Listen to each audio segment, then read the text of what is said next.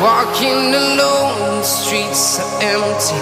The only thing I can see is my own silhouette. I'm getting stronger, step. Kita akan mempelajari apa itu perubahan lingkungan, penyebabnya, dan dampaknya bagi manusia. Materi ini juga akan mengajak kita untuk sedikit mengamati lingkungan sekitar kita dan untuk menyinggung mengenai limbah dan pengklasifikasiannya. Nah, untuk materi perubahan lingkungan, kita akan sedikit mengamati perubahan lingkungan yang ada di sekitar kita. Pernah nggak sih kalian mengamati suatu tempat atau mungkin sungai atau selokan yang begitu kotor karena memang tidak terawat kebersihannya? Terus ada juga mungkin dari kalian yang tinggal di sekitar area industri.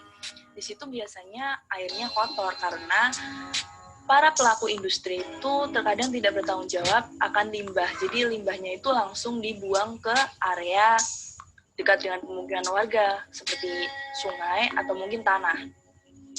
Nah, sebelum kita masuk ke materinya, kita akan mempelajari mengenai peta konsep. Di materi perubahan lingkungan ini, kita akan membahas mengenai pengertian perubahan lingkungan dan apa saja sih faktor yang menyebabkan perubahan lingkungan itu. Nah, faktor yang menyebabkan perubahan lingkungan itu ada dua, yaitu faktor alam dan faktor manusia. Untuk faktor alam, itu biasanya karena fenomena alam atau bencana alam. Dan kalau untuk faktor manusia, itu bisa berupa sampah, pembakaran hutan, dan pencemaran lingkungan. Nah, pencemaran lingkungan ini yang paling parah. Kita akan membahas pencemaran lingkungan lebih detail. Di pencemaran lingkungan, kita akan membahas mengenai jenis, penyebab, cara pencegahan, akibatnya terhadap perubahan lingkungan, dan limbah. Limbah itu merupakan hasil dari produksi, kan? Nah, di limbah itu, kita juga akan membahas mengenai pengertiannya dan pengaruhnya terhadap lingkungan, serta jenis-jenisnya yang kita bagi menjadi dua, yaitu limbah yang bisa didaur ulang dan limbah yang tidak bisa didaur ulang. Nah, untuk masuk ke materinya, kita akan mengenali dulu apa sih yang disebut perubahan lingkungan itu. Pengertian perubahan lingkungan. Perubahan lingkungan adalah terganggunya keseimbangan lingkungan dikarenakan faktor alam dan faktor manusia. Faktor alam bisa dikarenakan bencana alam seperti gunung meletus, banjir, tanah longsor, dan sebagainya. Sedangkan untuk faktor yang disebabkan oleh manusia bisa karena pencemaran. Dan pencemaran itu sendiri adalah masuk atau dimasukkannya makhluk hidup, zat, ataupun komponen yang lain ke dalam lingkungan dan bisa menyebabkan perubahan tatanan yang sudah ada sebelumnya. Nah, pencemaran lingkungan sendiri bisa kita bagi menjadi tiga. Yang pertama ada pencemaran tanah, pencemaran air, dan pencemaran udara. Yang pertama kita akan masuk ke pencemaran tanah. Penyebab pencemaran tanah itu biasanya karena kebocoran limbah cair atau bahan kimia industri dan fasilitas komersial, penggunaan pestisida yang tidak teratur, kecelakaan kendaraan pengangkut minyak, zat kimia atau limbah, air limbah dari tempat penimbunan sampah, serta limbah industri yang langsung dibuang ke tanah dengan tidak memenuhi syarat atau illegal dumping. Nah, maksud dari limbah industri yang dibuang langsung ke tanah itu apa sih?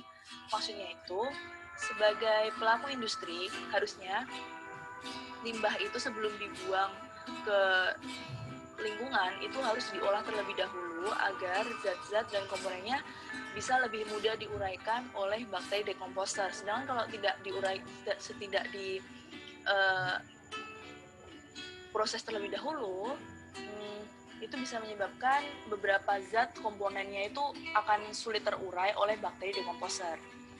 Nah, selanjutnya yang kedua kita ada pencemaran udara. Faktor alami pencemaran udara itu biasanya karena letusan gunung berapi, tapi menurut penelitian ternyata gunung berapi itu hanya mengeluarkan 0,13 hingga 0,44 miliar ton karbon dioksida per tahunnya. Jumlah ini ternyata tidak sebanding dengan emisi karbon dioksida yang dihasilkan oleh manusia melalui pabrik dan kendaraan bermotor. Kendaraan bermotor saja biasanya menyumbangkan emisi karbon hingga 2 miliar per tahunnya. Sehingga bisa kita lihat pencemaran udara yang dari gambar itu terlihat sangat pekat ya, dan ini sangat membahayakan bagi lapisan ozon yang melindungi bumi kita dari sinar ultraviolet. Nah, yang ketiga kita ada pencemaran air. Pencemaran air ini merupakan kondisi ketika badan air terkontaminasi oleh zat-zat yang dapat menurunkan kualitas air. Zat-zat tersebut bisa berupa limbah, sampah, maupun bahan-bahan beracun seperti pupuk dan pestisida.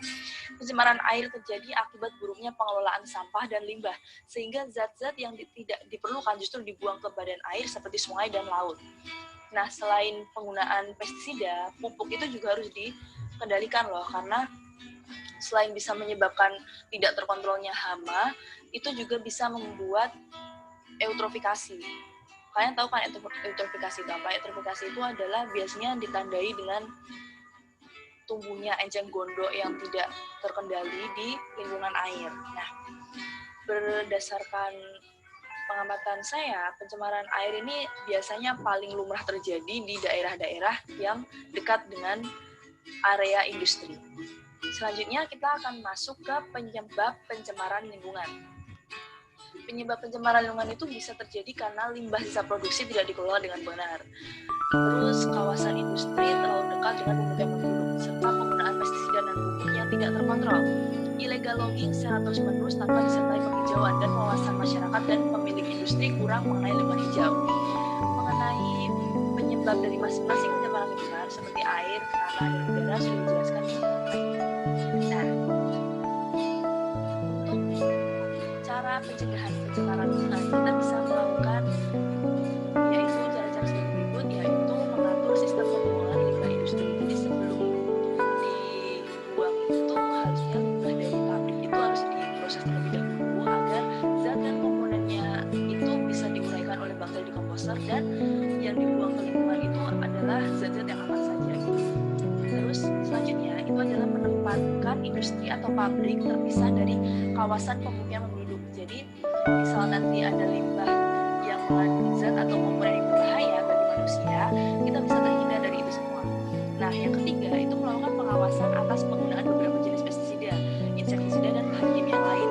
Biasanya itu dikategorikan di limbah B3 ya, karena itu memang ada beberapa zat dan komponen yang susah diuraikan oleh bakteri di komposter.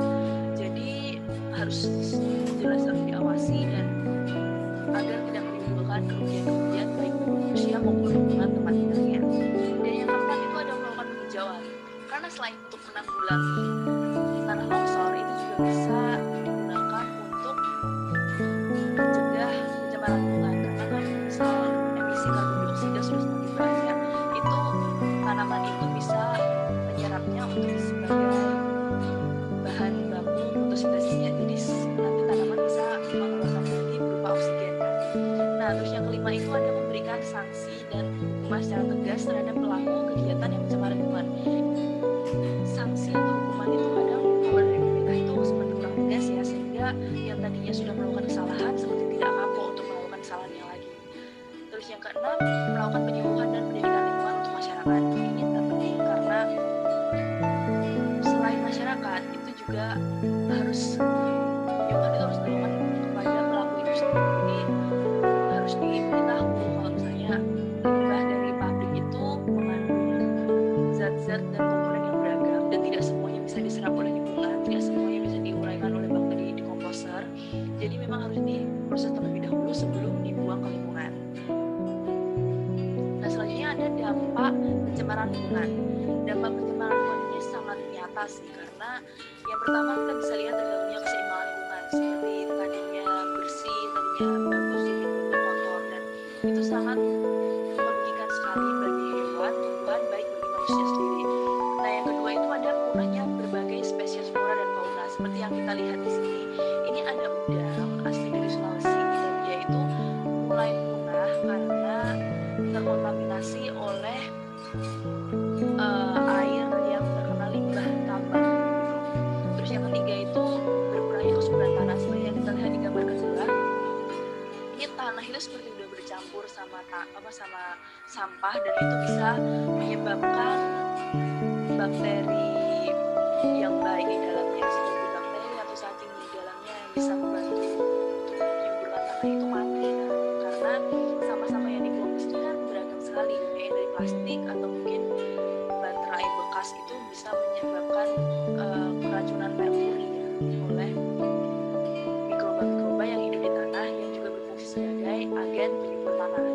Nah, yang keempat itu meledaknya pertumbuhan hama, karena pestisida yang tidak terkontrol, penggunaan pupuk yang tidak terkontrol justru akan membuat hama memperbarui sistem imunitasnya, sehingga kalau misalnya nggak dikontrol, hama itu makin lama akan makin tahan atas pestisida tersebut, sehingga bisa menyebabkan mengatasi hama tersebut karena memang sudah semakin banyak dan mereka makin tahan terhadap pestisida itu. Dan yang kelima itu ada penyebabnya terjadinya lubang ozon. Jadi ozon itu bisa berubah. Ozon adalah lapisan pelindung bumi dari sinar matahari secara langsung. Jadi itu fungsinya itu untuk melindungi bumi dari sinar matahari dan ultravioletnya, karena ultraviolet itu sangat berbahaya, apalagi buat manusia. Kulit manusia ini sangat sensitif terhadap ultraviolet, bisa terjadi karena kanker kulit dan juga flek hitam yang bisa juga membuat seperti infeksi kulit gitu. Terus lubang ozon itu bisa berlubang itu karena terkena karbon dioksida dan karbon monoksida secara terus-menerus. Jadi semakin lama akan semakin tipis dan akan berlubang. Nah, yang keenam itu menyebabkan keracunan dan penyakit. Seperti yang kita bahas sebelumnya, manusia hidup butuh air kan. Nah, air di situ kalau misalnya udah tercemar, kita misalnya cuma bukan buat masak, misalnya cuma buat cuci peralatan makan, itu bahkan juga bisa tercemar gitu, tercampur oleh zat-zat dan komponen yang susah diuraikan oleh bakteri dekomposer tadi, sehingga akhirnya juga akan membuat penyakit. Terus seperti tanah, seperti gambar ini, seperti yang saya katakan tadi, ada yang membuang misalnya bekas baterai yang sudah tidak bisa digunakan gitu. Itu baterai itu mengandung merkuri, jadi dalamnya itu ada merkuri, dan kalau merkurinya itu tidak diolah terlebih dahulu, tidak dipisahkan atau diolah terlebih dahulu, diproses terlebih dahulu sebelum dibuang ke tanah, merkuri itu akan mencampur ke dalam tanah dan bisa meracuni mikroba-mikroba yang di dalamnya gitu. Selanjutnya kita akan beralih ke limbah. Limbah itu adalah buangan yang dihasilkan dari suatu proses produksi baik industri maupun domestik. Di mana masyarakat bermukim, di sanalah berbagai jenis limbah akan dihasilkan.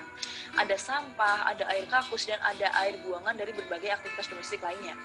Jadi limbah itu bukan hanya saja dari suatu pabrik atau suatu industri, tapi juga kita melakukan kegiatan sehari-hari itu juga menghasilkan limbah, seperti air bekas cucian yang juga mengandung deterjen, terus juga air bekas mandi. Seperti yang kita lihat di sini, ini banyak banget limbah sampah itu, bisa dari rumah sakit, bisa dari rumah tangga, bisa dari dapur, pokoknya berbagai jenis buangan-buangan yang sulit diuraikan, tapi biasanya tuh langsung dibuang ke lingkungan. Dan yang kedua ini ada saluran pembuangan suatu pabrik yang langsung dialirkan menuju sungai. Sepertinya ini belum diproses ya, karena airnya masih keruh dan sepertinya bisa membuat ekosistem di air itu terganggu. Kita akan masuk ke pengaruh limbah terhadap perubahan lingkungan. Kehadiran limbah itu menimbulkan banyak sekali dampak negatif bagi manusia maupun lingkungan. Maka perlu dilakukan penanganan terhadap limbah tersebut. Para pelaku industri diharapkan tidak hanya memikirkan keuntungan yang banyak dan mengesampingkan pengelolaan limbah hasil industri, karena hal ini dapat berdampak negatif bagi orang lain di sekitar lingkungan. Pengolahan limbah yang kurang baik juga akan menyebabkan lingkungan kurang nyaman ditinggali karena bau tidak sedap, serta tumpukan sampah yang tersebar di mana-mana. Sehingga dapat pula dikatakan bahwasanya limbah merupakan penyebab terbesar perubahan lingkungan. Iya, perubahan lingkungan itu seperti yang bisa kita amati, limbah itu kan yang seperti saya bilang tadi, nggak hanya dari suatu aktivitas industri kan, bisa juga dari aktivitas sehari-hari, misalnya dari mandi, mencuci, gitu-gitu. Nah, ini bisa kita lihat dari gambar. Ini ada pencemaran air karena limbah, sangat kotor, dan ini yang poin D ini adalah limbah dari hasil kelapa sawit. Jadi kebun sawit itu limbahnya juga sangat berbahaya bagi lingkungan, apalagi lahan hasil sawit itu biasanya tidak dilakukan reboisasi karena lahannya itu sudah menjadi tanah merah gitu, sehingga sangat sulit untuk ditumbuhi tanaman baru. Nah, selanjutnya kita akan memasuki materi ke jenis-jenis limbah. Cara pengolahannya. Nah, limbah itu dapat didaur ulang dan ada juga yang tidak bisa didaur ulang. Limbah yang bisa didaur ulang itu biasanya dari plastik, kaleng, dan plastik pun itu nggak sembarang plastik, harus plastik yang yang sudah terbentuk gitu, sehingga bisa dibuat lagi menjadi kerajinan-kerajinan baru yang bisa bermanfaat bagi kehidupan manusia. Nah, untuk limbah yang dapat didaur ulang ini kita menggunakan 3R, yaitu reduce, recycle, dan reuse. Nah, ini dapat dilihat di gambar, itu adalah berbagai contoh tas hasil dari kemasan makanan ringan, minuman, dan juga banyak plastik bahkan plastik dari deterjen juga bisa dijadikan payung, tas, dompet, tas belanja, bahkan tote bag. Nah, yang kedua ini adalah limbah yang tidak dapat didaur ulang. Ini merupakan seperti sampah rumah tangga yang berupa sayur-sayuran yang sudah busuk, buah-buahan, dan biasanya dikategorikan sebagai sampah organik. Jadi ini udah nggak bisa dipakai lagi, udah nggak bisa digunakan lagi menjadi barang yang lebih bermanfaat gitu. Biasanya diolah menjadi kompos. Pencemaran lingkungan itu sebenarnya merupakan salah satu penyebab perubahan lingkungan yang terbesar karena memang mungkin kurangnya pengetahuan masyarakat mengenai pentingnya pengolahan limbah sebelum dibuang ke lingkungan, dan juga kurangnya pengertian dari pelaku industri sebelum tidak melakukan pengolahan limbah yang memisahkan antara zat-zat dan komponen yang berbahaya sebelum dibuang ke lingkungan. Jadi itu dia, semoga bermanfaat ya teman-teman. Sekian dari saya, wassalamualaikum warahmatullahi wabarakatuh. Jangan lupa guys di subscribe dan di lonceng, mantap.